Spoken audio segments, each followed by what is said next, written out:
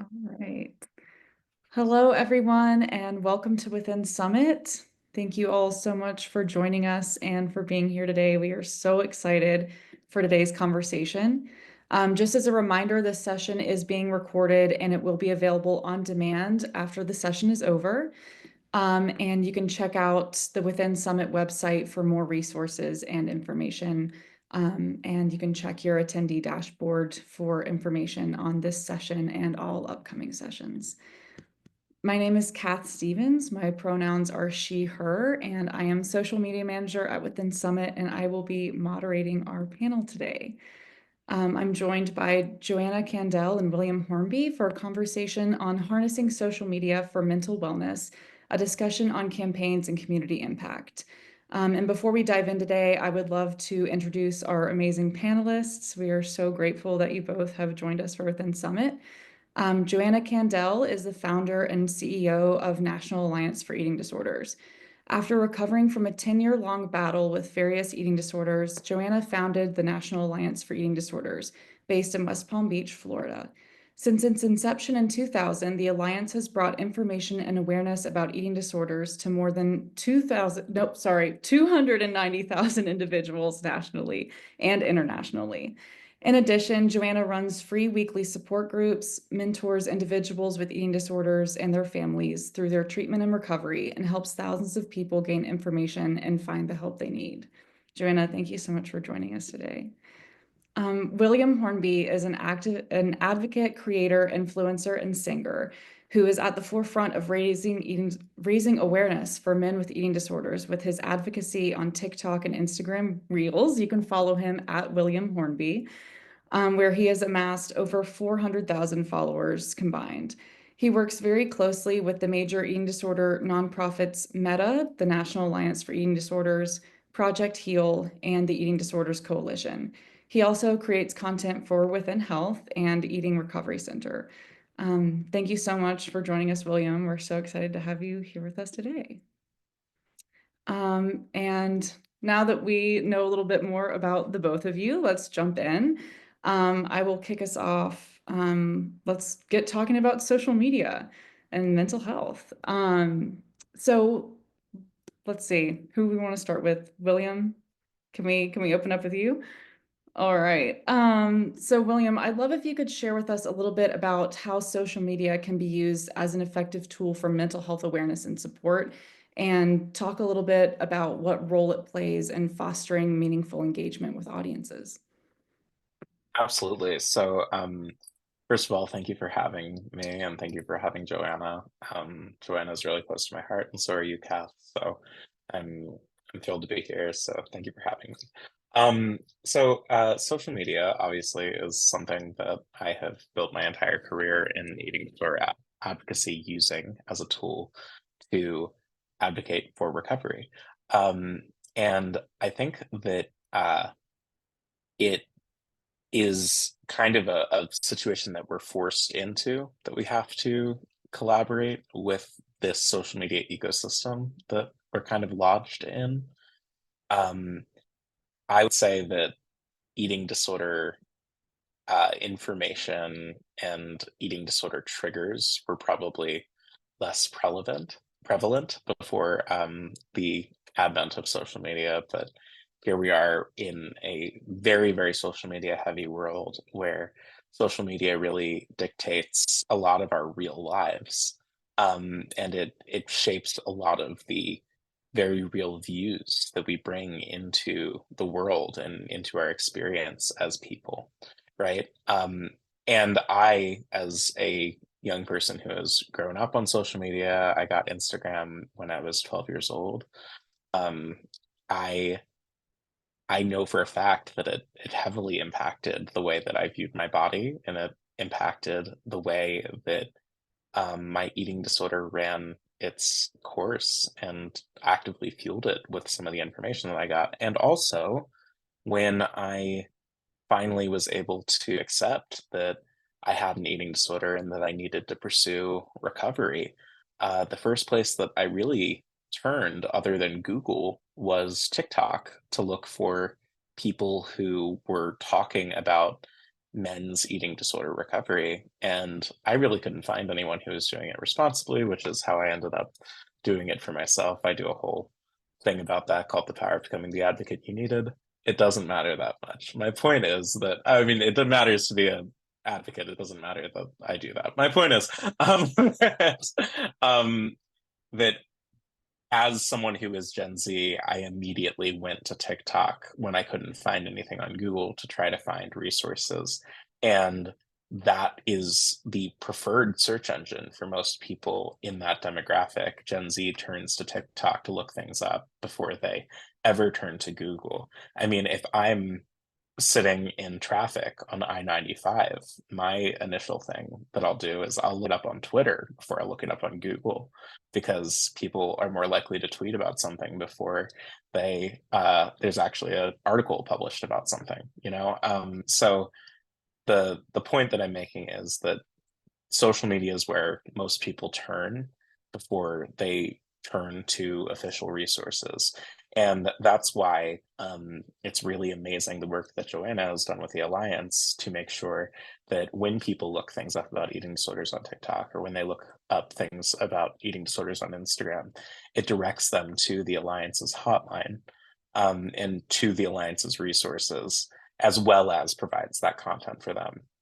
And because that is the place that people are going, it's really amazing that the Alliance has inserted itself into that arena. Even though that arena is very dangerous, it's also where we all exist. So I'd love to pass it on to Joanna to continue to talk about it. Yeah, thank you so much, William. And thank you, Kath and Within for having me join today's conversation and for that beautiful transition, William. One of the things I just wanted to say is I was actually just speaking at a YouTube event earlier today, and they said that 2.8 billion people across the globe are on YouTube. It is now second behind Google for when people search, and then TikTok is right behind YouTube. And so I think that, we have, like, to William's point, is the Alliance has done a lot of work with pretty much every social media company that is open to having dialogue, because we really, first and foremost, we know that social media is not going anywhere, right? It has inserted ourselves into the fabric of our world. And even though maybe like my first gut instinct as an advocate is to say, I want it to go away. Like, it's creating harm. I want it to go away. It is not going away. And so we're left at this place of where we can either not have any conversation, or we can be part of the conversation and therefore part of the change. Because what I loved that William talked about so beautifully is the dialectic that's held in this conversation, where we can hold that, social media creates a place for community, for connection, for individuals like William, for, individuals that might not see themselves represented in that archaic after school Lifetime movie, right? That believe that they might be struggling with an eating disorder, see beautiful creators like the Williams and the Sharon Maxwells of the world, where they can see themselves reflected and they feel just a little bit less alone. And it can create that sense of, not having to suffer or struggle in silence. And yet we also can hold the truth that it takes on average 5 minutes on a social media platform to be served pro suicide content, and 8 minutes to be served pro eating disorder content. And so one of the things that I think is so important as an eating disorder community is for us to engage in conversation, not to expect the conversation to just go away because we don't like it, but to be willing to have the conversation, hold the truth that, hey, we're holding space for the fact that much of the stuff that's happening is not okay. And can we work together to bridge the gap, to offer resources? So when someone, and I will tell you, this happens on a daily basis, someone will call our helpline and say, I was just searching on YouTube or on TikTok how to know if you have an eating disorder, or very, very bluntly, like how to engage in a certain type of eating disorder behavior. And our information comes up, and we have a 13-year-old female identifying human that's in a bathroom stall in their middle school calling us for help. So very long-winded to say, there are many layers, there's many nuances to this conversation. And I think it's integral for us to be part of the conversation, because we must be at that table.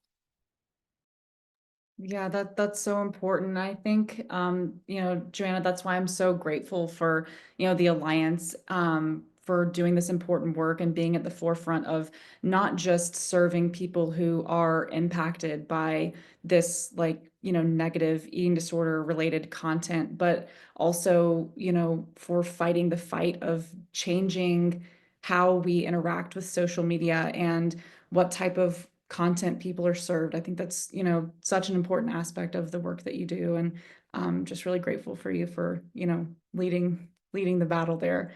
Um, I would love for you both to share a little bit about some of the key factors in creating mental health content that resonates with people on a larger scale. And, how do we kind of shift the tides and create content that is benefiting people's mental health instead of, this negative content that's pro eating disorder? Well, I can go first. I actively create that content, right? I create it in collaboration with Within. I create it in collaboration with the Alliance. I help other people create it. Um, I I think that there are many different ways to go about it, and that there are a lot of ways that we should avoid going about it. I think that the best ways to go about it are to um, either refer to someone directly, so a direct to the person video, and not where I don't know if there are how many providers with social media we have in this audience right now, but like if you start every single one of your videos with, "Hi, I'm so and so, and I'm a registered dietitian."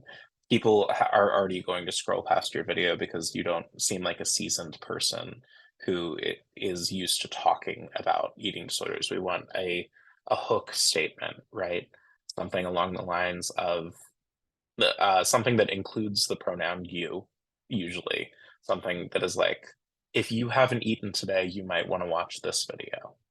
Or if you are sitting on your couch right now, avoiding having a meal, or if you're scrolling through this app right now to avoid eating, like this is what I have to say to you right now. And then getting into whatever you're going to say. You want to catch people's attention because we live in an attention economy, and we really want to make sure that we are able to um, kind of like get people out of the patterns that they find themselves in that allow for them to actively avoid getting the help or doing the self-care that they need in a given moment. So that kind of like direct to the camera, speaking to a person as though they're like on a FaceTime call with you almost is one of those methods. Another method is one that I mainly prefer. If you go to my page, that's mainly what you'll see that I create with the Alliance, with Within, on my own. And it's conversations where I play a person who is having disordered thoughts. And I also play a person who is able to talk that person through their disordered thoughts. So um, I am never posing as a dietitian or a therapist or a psychiatrist. I'm posing as me a lot of the time, talking about, a lot of these are thoughts that I have had at some point in my life, or they're things that I know I would be prone to be thinking right now if I hadn't had interventions that helped me get better. Um, and so I am able to reason through those things in a way that helps model for people how to reason through those thoughts when they come up for them organically out in the world. Something that often happened to me when I started making this kind of content and started like talking with people about recovery was I found that I would have thoughts that I would see in my Instagram comments that like someone else had said like a few days ago. And when they had said it, I was like, absolutely not. These are the reasons why that is disordered. That is not a thing that we should be doing right now. And when those thoughts come up for me, I would be able to be like, okay, so this is how I would walk myself through this if I were in my own Instagram comments. And I think that that's really like the focus of creating content that helps people work through their darkest thoughts and their time alone, because often when we're scrolling through social media, we are alone and we are either experiencing our darkest thoughts or we are actively avoiding our darkest thoughts. Um, and when it comes to content we shouldn't be creating, or content that is not helpful, sharing like really intensely personal stories, I think is one of the main things you want to avoid. If you're talking about one of your clients, obviously you don't want to violate their HIPAA protections. And if you're talking about your own experience, you want to make sure that you are um, not saying things that will make people compare themselves to you. Social media is rife with comparison, and if we have to be ahead of that as people who are creating content about eating disorders.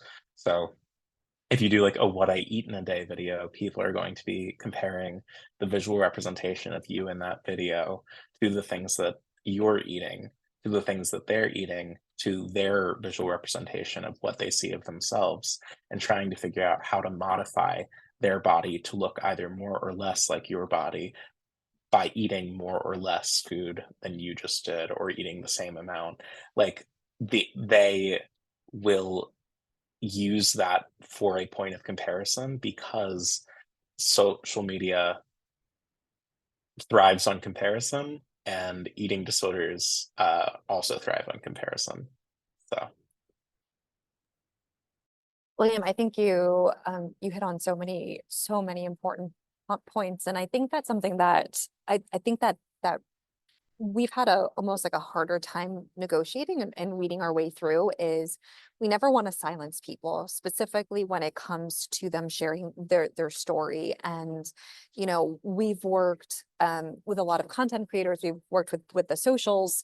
Um, we've created media guides around how to safely share your story, because one of the things that we're always negotiating is intent versus impact of, like, someone's story could be very direct, and so much of the specifics within their story are truly important to them. And the last thing that we ever want to do is silence anybody's truth, because that is their truth.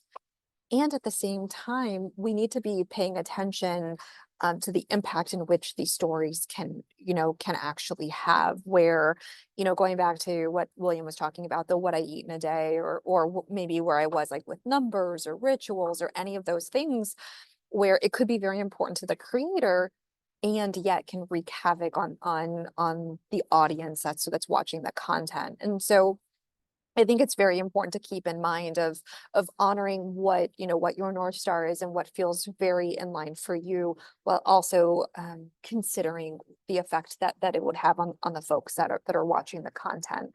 And it's been really interesting, because I can speak from the Alliance's side. Like, we've been very thoughtful around making sure that we are constantly allowing other folks to be uplifted, because we absolutely hold true that for way too long, right? The fact that William shared that he tried to look for content that was reflective of him and he couldn't find it. Oftentimes we see one narrative around the conversation around eating disorders, and that is unfortunate and it's harmful. So we absolutely try to uplift many different stories, many different voices, and not to center ourselves in the conversation, to really lift up other folks. So whenever we have an opportunity to have these meaningful conversations, we're always inviting other folks to the table, because we have to. Because my experience with my eating disorder is one story. It's important, absolutely, I'm definitely not saying that, but we need to have many stories at the table, because that's how we're going to have that person that's literally, I mean, we have folks like on the other side of the world. We have a human who is a transgender male from Saudi Arabia, who comes to our groups, who found our support through a social media channel, where he can show up in his true identity and get support for a disease that he never chose to have. So again, it's being very cautious to make sure that the information and content is inclusive, is supportive, and is safe, because that's going to be probably the most supportive for for for the grand number of individuals that will have access to your content on a social platform. Absolutely, and I want to add in there, based quickly based on what you were saying, is that when we are, sharing our stories in the public square of social media, um, we need to consider the why of what we're doing. Are we sharing this part of our story because we think it will benefit other people, or are we sharing this part of our story because we need to get it off of our chest? If we need to get it off of our chest, it's probably better saved for therapy or for a journal or for a non-public forum where it has the potential to harm people. But if it's something that you really wish you had known, that you think it would benefit other people to know, that's absolutely worth sharing. We just want to make sure that the stuff that we're putting out there is for other people's benefit when we're putting on the hat that says advocate on it.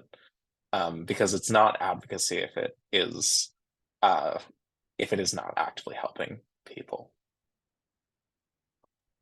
Yeah, I love that you both, hit on the importance of inclusivity when creating content surrounding eating disorders and eating disorder treatment. One of the, big issues is this myth and this narrative around who eating disorders impact, and, that myth leaves out a significant amount of people who are struggling and they never get to see themselves represented.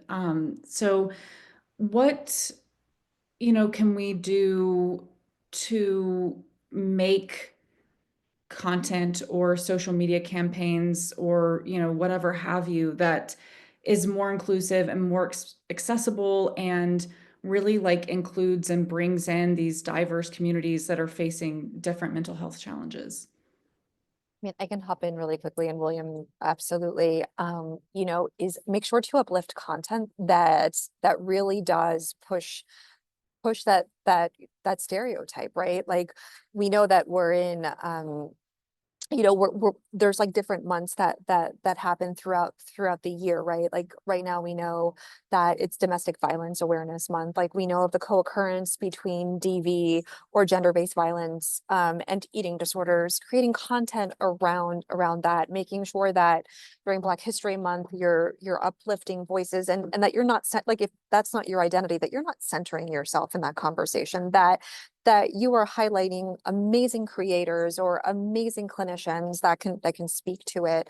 I think it's an opportunity to, that's where, when I started the Alliance 24 years ago next week, is I called it the Alliance because, I was 21 at the time. I had nearly lost my life to this disease.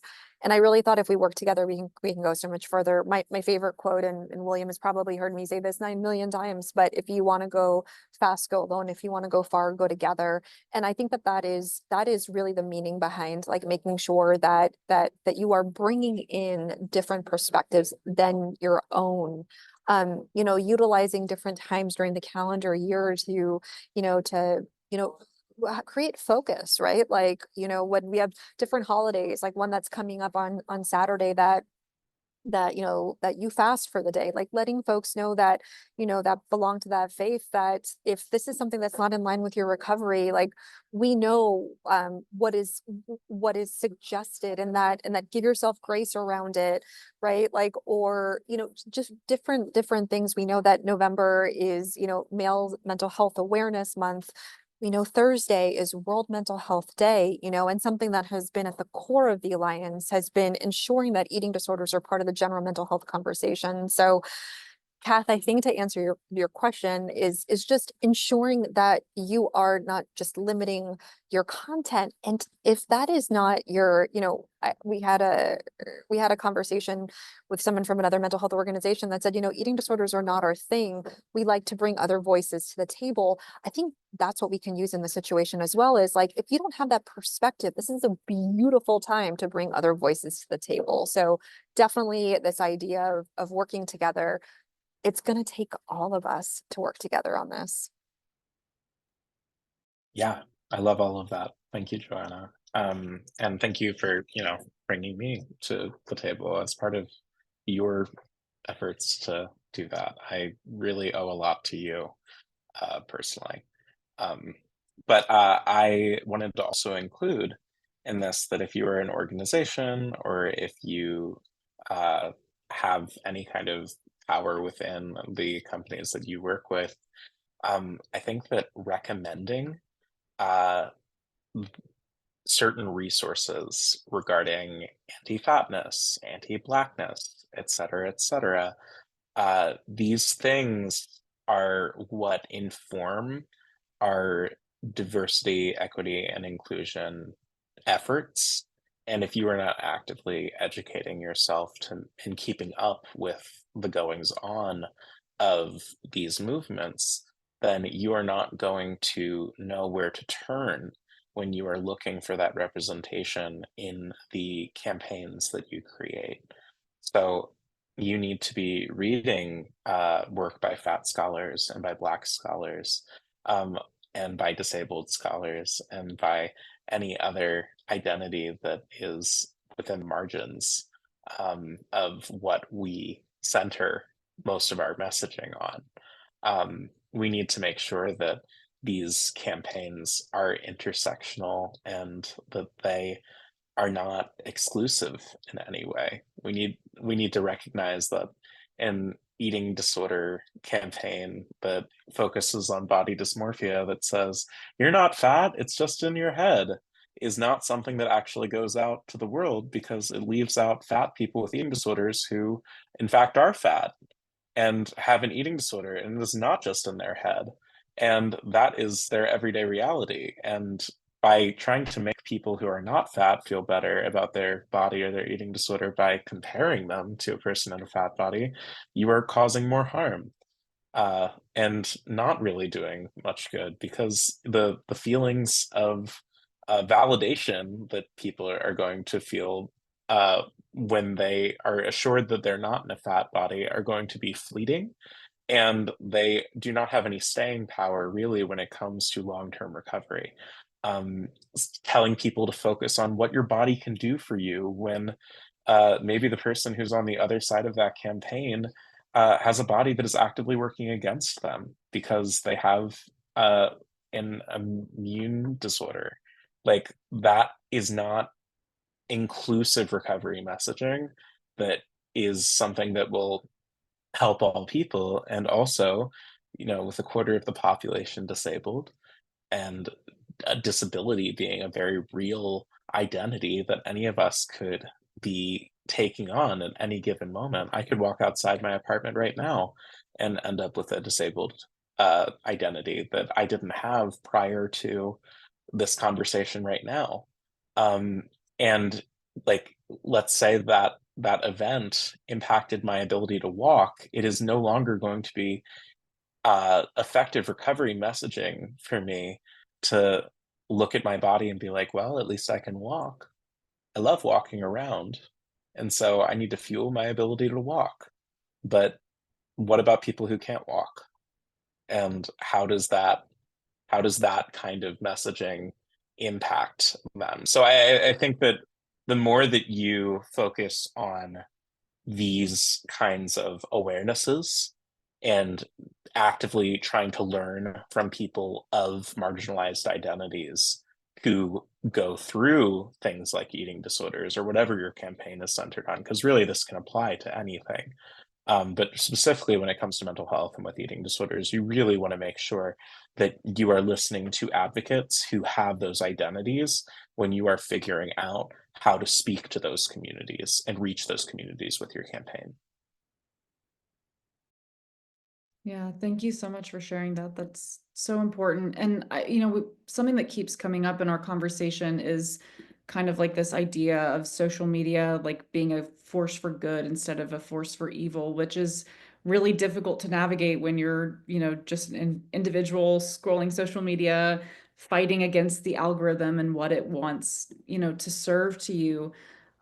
So how do we go about creating safe and supportive spaces on social media, and create an online environment that protects people's mental health, or, what are some strategies people might use to protect their own, well-being and mental health, and how can they go about avoiding harm when, navigating these platforms?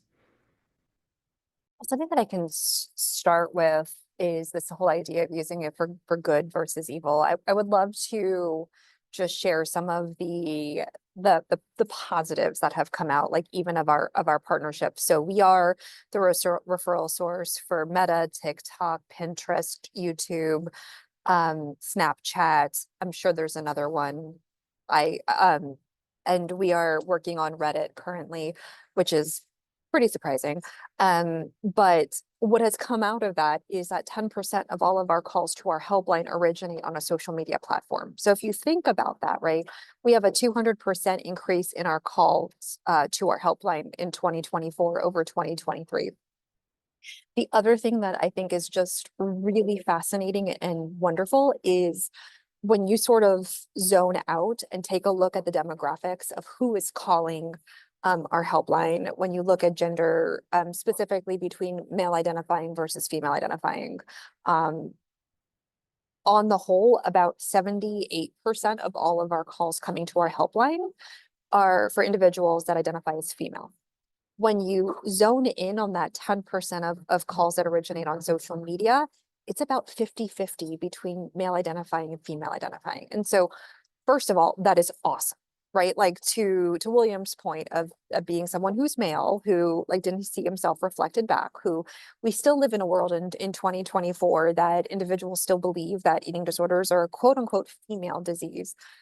What that says to us is that when you make access to resources available, meaning that people don't have to seek it out, that means it is delivered to you, it's going to have so much of a bigger impact, right? Like, so what I can turn around and tell you that that has been the most effective part of social media, right? Like the other thing is that we have been very actively working with the platforms on changing policies. Now, I will also tell you that I am a tremendous advocate of the Kids Online Safety Act as a member of the board of directors of the Eating Disorders Coalition for Research, Policy, and Action. That is our piece of legislation. It has gone through many different versions of it. It passed the Senate. It's in the House now.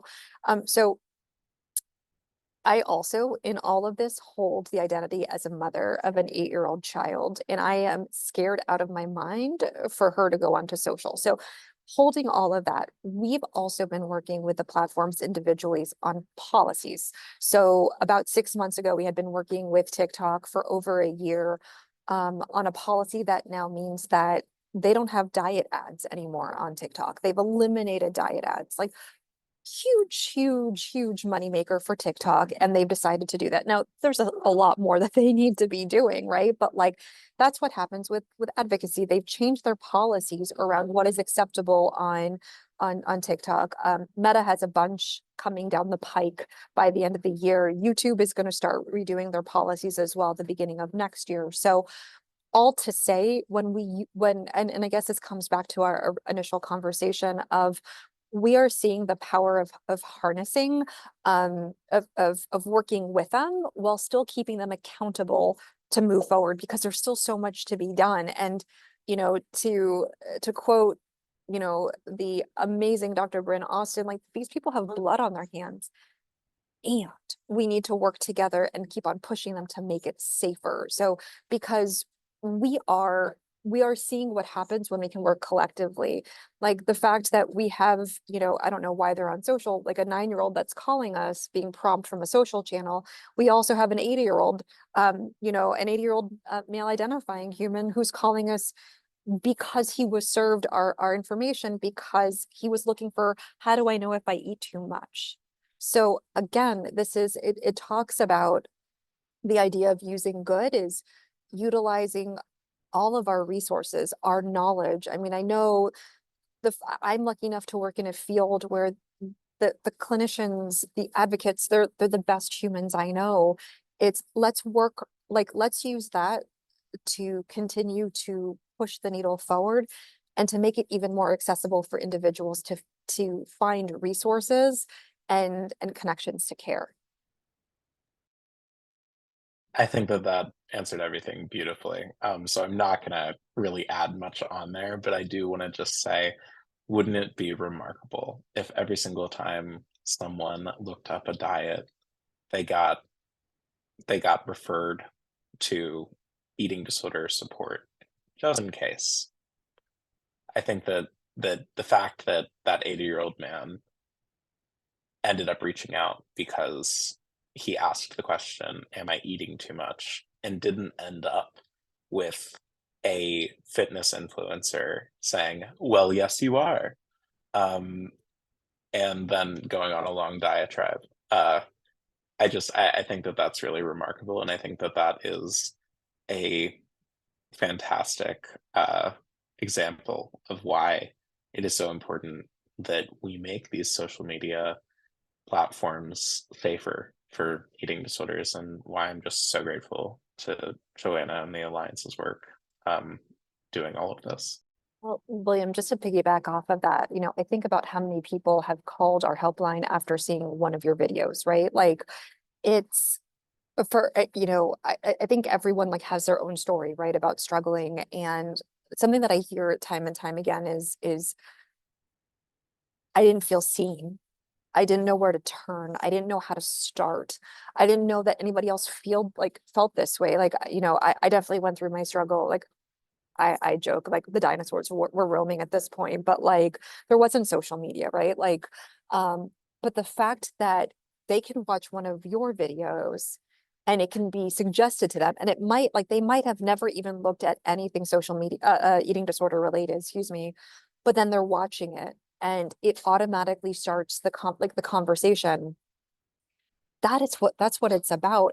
I also think too is the other thing I just wanted to tack on is knowing that, and this is something that we urge socials to do a lot more of, is there's a lot more tools that are available to us that than we even know. Like, one of the things that like, oftentimes in our office, someone will mention like, because several calls will come into our helpline about a certain content creator. So of course I go on mine and I search it, and then all of a sudden I'm slammed with like these like pro fitness, pro eating disorder that's like just under the radar to not be flagged. There's tools out there that you can completely like change your algorithm. And it's like, we need to do a better job at knowing, like, you can do time limits, you can do nudges, you can do, and I know that just 2 weeks ago, Meta just released an Instagram for teens that create a much safer experience for teens. And listen, I don't work for any of the social companies. I don't get compensated by any of them. And I will tell you, we can have a lot more knowledge. We can have a lot more control over our social media experiences. We can also choose who to follow. We can also choose who to unfollow. We can choose who to mute. And we can also delete apps off of our phone when needed. I mean, there's times where I delete apps off of my phone, and when I come back to it, I do. So again, I think it's giving us the authority and giving us like that extra like oomph of that we can be the master of our experience. And if we don't like something, report it. Reporting, even though sometimes it doesn't feel like it's doing something, it does. Keep on reporting it. Like every diet product that I get served, I report it as like scam. It is, I think, so again, letting you I know do the that like same you thing. have, right? Like you have a I lot really do. more. I really do. Yeah. Yeah. So, it's taking some time to really like familiarize yourself with just how much oversight you have on your social experience. Yeah, I think that's a really wonderful point, and I'm so, grateful that you point that out, that, you can just delete an app off your phone. I mean, I know like sometimes that's easier said than done, but at the end of the day, like, it's okay to block, mute, delete. Social media does not have to be a part of our lives if it's not serving us. One of our attendees sent a message in the chat that I really thought was interesting. They bring up just how sneaky diet culture content is getting, and that's a really big concern of, users or individuals being able to discern, between overt diet, pro diet content, or, this subtle kind of sneaky diet culture, fitness type content. Do either of you have any advice for, how people can go about, being more aware of content that is, you know, more subtly, quietly pushing diet culture and pro eating disorders? I can go first. I think that it's important to consider who you're getting your information from, right? So if I'm watching a video on TikTok, as I often do as I'm doom scrolling, I will occasionally get content that will mention weight or will mention um, the way someone's eating or putting XYZ in your food. And my initial reaction to that at this point, this is personalized for me, is to figure out and make a snap judgment. Is this person someone I should be listening to about this topic? Um, and usually the answer is no. Um, I don't need to hear a random influencer that I've never seen before talk about why they have an aversion to XYZ being in their food. I don't need to hear about someone's weight loss journey, um, because that is not going to be effective for me. It's not going to be anything that I'm going to model my life or my approach to life on. And it's not anything that I need even the temptation to do so. Uh, and so if I sense that a video is going in that direction, I have that boundary up of I'm going to pause this video, press down on it on TikTok, and say, I'm not interested in this. And maybe the algorithm will not understand why I'm not interested in it. But hopefully, as that content comes up and I continue to only press not interested when it's topics in that vein, the algorithm can pick that up. I mean, honestly, when you have an algorithm feeding you things, like there is no way to make sure that nothing harmful your way comes. Um, but we can, have our guard up and be ready for harmful things coming at us and be able to put up that shield of I'm going to mute this account, I'm going to block this account, I'm going to tell the platform I'm not interested in this video. um I think that that's very important, and it's how we, you know I look around my room and I'm like, I haven't cleaned up in a little while. If I look at my algorithm or the stuff that people are, or the social media platforms are throwing my way, and it feels, not to use the word unclean, but for the metaphor, if my room is looking messy, if my algorithm is looking messy, I can take measures uh, to clean that up a bit. I can go fold those clothes, or I can go and block whatever creator is creating that content. I can say I'm not interested in whatever video is being shown to me. I can go into settings on certain apps and say that I really don't want to see anything that has any relation to diet or fitness. You know, um, so that's my initial thought there. Yeah, and the other thing I would just tack on to that is, fortunately, social media is a reflection of the world that we live in. And we live in a very diet-centric world where, it doesn't matter where you are, conversations about diets and weight loss and anti-fatness, and you're going to hear, and I'm not saying that that is okay. I'm just saying factually, it is like social media is just a reflection of of our world. And it's really interesting because, I think that one thing that I've learned in my time with the Alliance, but specifically with working with some of these channels, is that as much as I would love everything to be black or white, all or nothing, there's so much nuance within the conversation. Like, I would love there to always be a disclosure on anything diet related. That would make me so happy. In fact, it would make me even happier if we can just magically go away, right? Like if we could make that happen. But I will also tell you with that is we have so much power as a consumer that I think we sometimes feel like helpless and hopeless around. Like, for example, diet products, which again, I know Dr.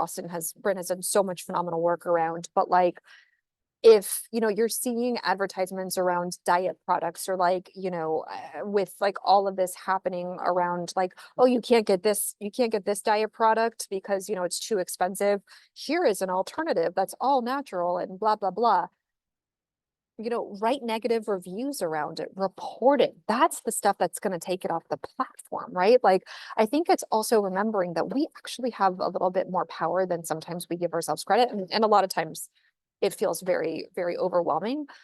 So I think to that, but I wish that there was more of a, we can just say no to this or we can say yes to this. And it's so much harder. But I will tell you, is one of the things that I know that I've worked on is how does like my interaction with these content creators or these accounts, how do I feel after I interact with them? If it makes me feel bad, it's making myself accountable to me of saying, I'm going to take a break from this. I don't need to see it, right? Like I know that there's certain times a year where it's not good for me to be on social. So I choose to like remove myself from that. But I think we have come far, but I think we have so much further to go. So to answer the question is remembering that if it doesn't feel right, that we have every option to not engage with it. And I will tell you, so much easier said than done. I'm of a certain age where it's okay for me not to engage. And I'm not making a blanket statement, but sort of where I know that, my coworkers that, are a lot younger than I am, like that is their mode of conversation. Like they don't text each other, they DM each other like through a social.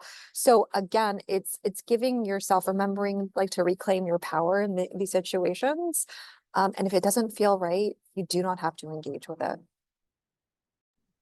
Yeah, that's wonderful advice. And I think, as we're wrapping up and coming to the close of our session, I think that's a really, beautiful note to end on, that, it's okay to just disengage when you need to. Before we wrap up, we have a couple minutes left in our session. I would love for both of you to share a little bit with our audience about how they can connect with you, how they can learn more about your work or where they can find you online. The best way to reach me is to email me. If you want to talk to me, I want to talk to you. I love talking to people. It is the worst kept secret in this industry. I will chat your ear off. So if you want to talk to me, please email me at williamdavidhornby@gmail.com. You can try DMing me on Instagram, but I'm pretty bad at actually replying to things there because it's overwhelming and I have boundaries with my social media. But if you if you want to follow me and the content that I create, I'm at William Hornby on Instagram and TikTok. And follow the Alliance as well, because you will see my face there. Thank you so much, William. And to connecting with the Alliance on all the socials, we're at Alliance for ED.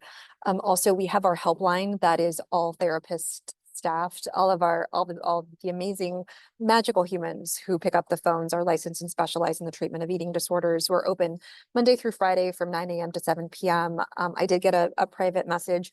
We did take over the disconnected Nita line. It does filter into us, so we do have that.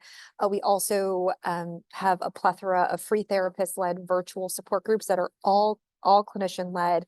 And I'm really excited to share, we're officially sharing tomorrow that we are launching a brand new group for humans midlife and beyond starting next Tuesday. But we have a ton of different groups. We had over 20,000 humans from all 50 states and 83 countries around the world that attended our groups last year. And we would love to hear from you. We're here to support, we're here to walk next to you. And if you are a clinician who specializes in the treatment of eating disorders, if you are not on Find ED Health, which is the largest inclusive and comprehensive referral database, you go to findedhealth.com, you can register, it's free. There's no advertisements. It's as evergreen as possible because we want the experience to be as unbiased to helping connect to all levels of care from outpatient providers all the way up to acute medical stabilization. That's amazing. Thank you so much. And William and Joanna, thank you so much for being with us here today at Within Summit. It has been so wonderful to chat with both of you. You are both just amazing, doing incredible work. And I thank you for, the amazing way that you're impacting this space. And to all of our attendees, I invite you to join us for our next session. It's starting in just about 10 minutes. It'll be our last session for day 1 of Within Summit. Healing at Home, a conversation with Amanda Coplin on in-home recovery coaching for eating disorders. And that'll be at 4:30 p.m. Eastern Time. So we hope to see you there. Joanna and William, thank you again for being with us. Thank you. Thank I you hope so much. Yeah, of course. I hope you both enjoy the rest of your day. Thank you. You too. Bye. Bye. Bye.